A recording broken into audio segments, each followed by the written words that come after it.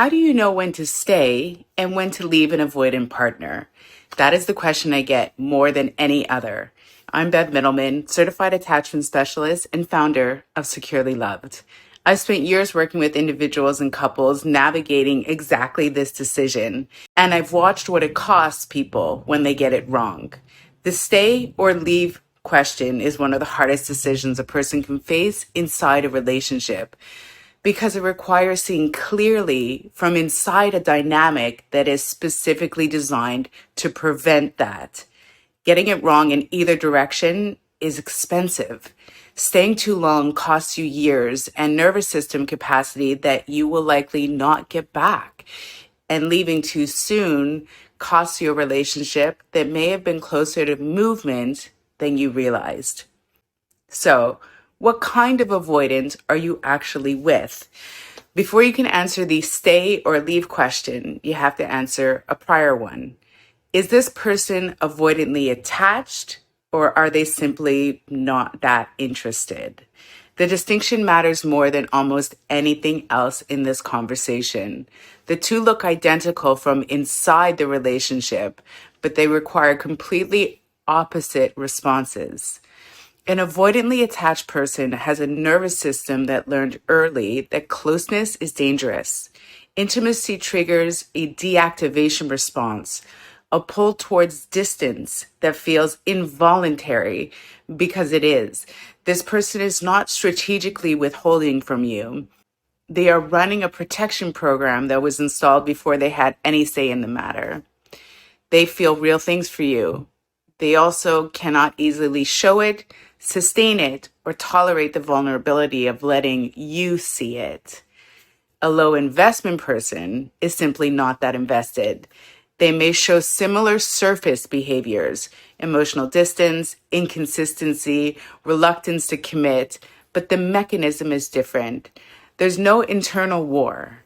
There is no deactivation response fighting against genuine feeling. There's just insufficient motivation to do anything differently than what they were already doing.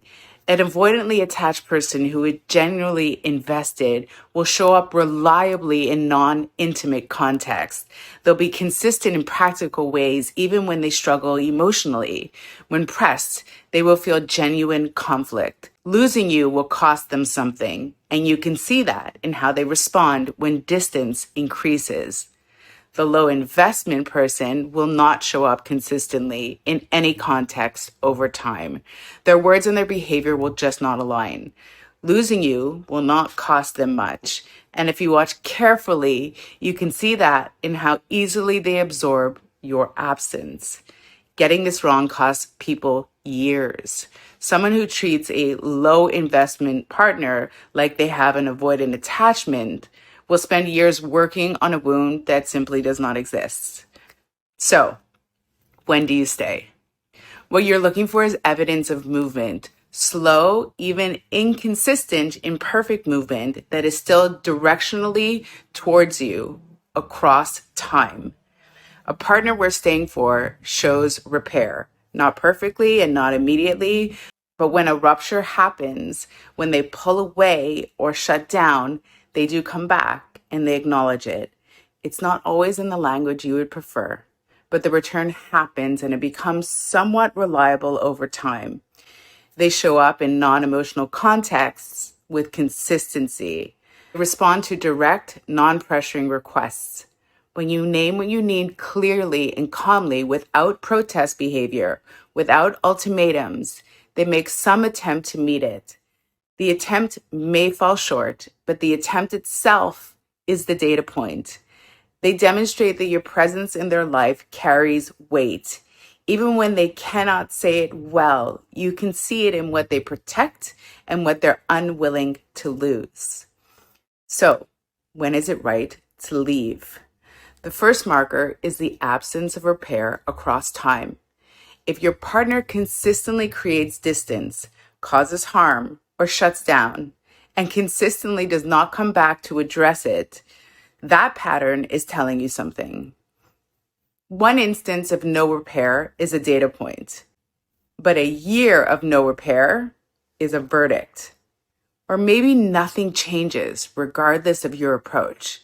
You've been patient, direct, asked clearly, given space, and given closeness, but the behavior does not change. That is not an avoidant attachment in a person who is working on it.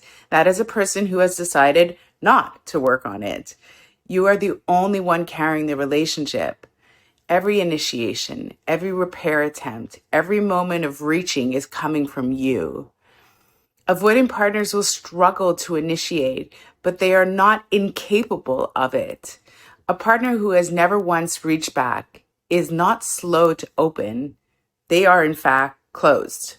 Patience means staying with eyes open because the relationship is showing you something. Self-abandonment means staying past the point where it stopped because leaving feels harder than hoping. Now let's talk about timelines. 3 months of consistent, calm engagement should give you enough information. A moment of openness that was not there before. A repair that came faster than the last one. A conversation that went somewhere it could not have gone in month 1. 6 months should show you a trend.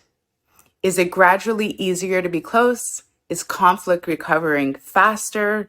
Is the distance that follows intimacy getting shorter? 1 year with no discernible movement is a complete answer. Indefinite waiting is not patience. It's a way of avoiding the decision while the cost compounds. When the timeline has passed, the conversation is not an ultimatum. It is a statement of reality. I have been here genuinely for this long. I need to see that this is moving somewhere.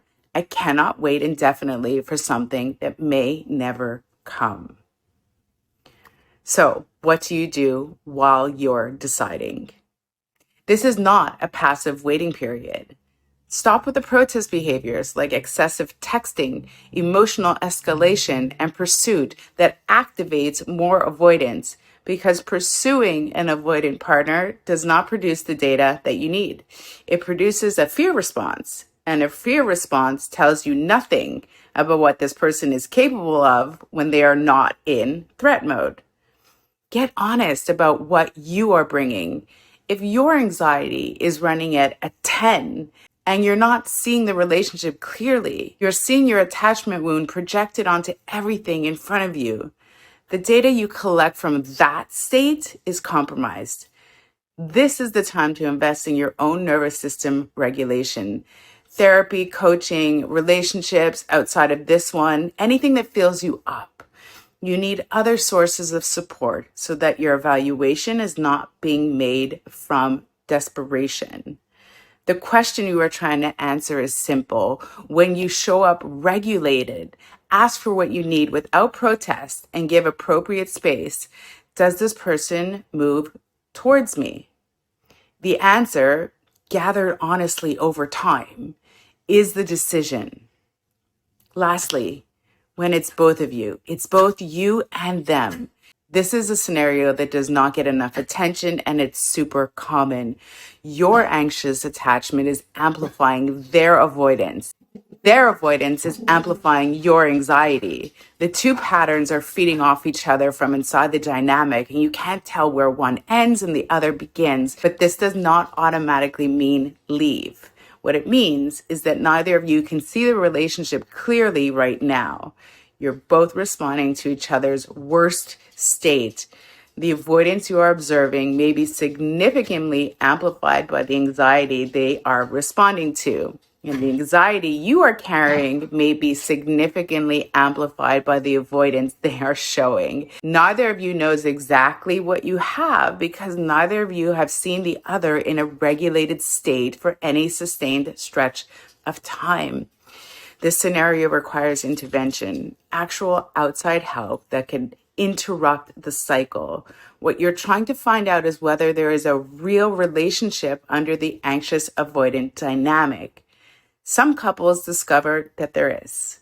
Others discover the dynamic itself was the relationship. You cannot know which one you are in without getting both people regulated enough to find out. If you are in this scenario and want help getting clear answers, this is the work I do directly with people in private coaching. Reach out and book a free initial session with me to start you on a path towards clarity and secure attachment.